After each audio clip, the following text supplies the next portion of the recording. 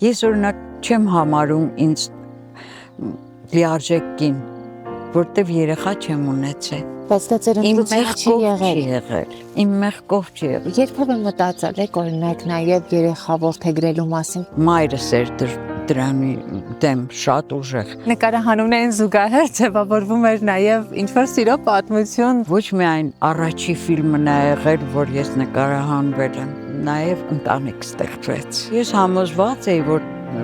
մենք վերադառնում ենք հիմա քաղաք Երևան։ Ես գնում եմ իմ տուն, ինքը իր տուն։ Հասանք Երևան, Բագրատև միանգամից ասեց՝ «Պապա, ծանոթացիր,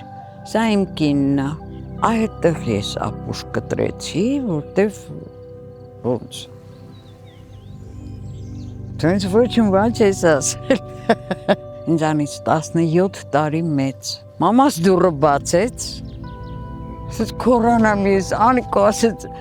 ես բիջու հետ ես ամուսնանում։ Ըստ էության դա ձեր երկրորդ ամուսնությունն է, բայց դուք երկար մտածելու, հենց այդ հարցը ծանրու թեթև անելու ժամանակ չունեիք։ Բոլորովին։ Ինչը ձեզ դրդեց համաձայնելու իրավիճակին, որովհետև կարող էիք եւ ասել ոչ։ Իհարկե կարող էի։ Բագրատ աղջիկ ուներ, որի մայրը մահացած էր,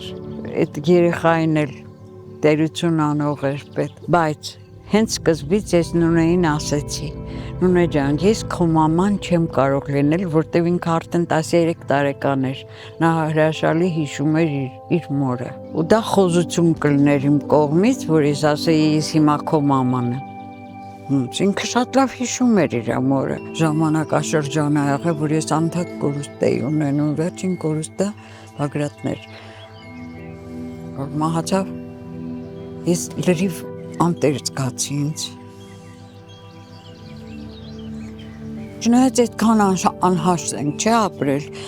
անընդհատ շաբաթը մեկ կռիվ էինք անում, բաժանվում էինք, նորից միանում էինք, դից իտալական ընտանիք էր էլի դենց խելագար։ Մեկ ես էլ էի արդեն հոգնում այդ անհաշտությունից, բայց մեկա կնոջ փեշը ոնց որ վառված է ալնում առանց ամուսնու։ Ու այդ ժամանակ ես ինձ կորցրած էի ինձ բացարձակ։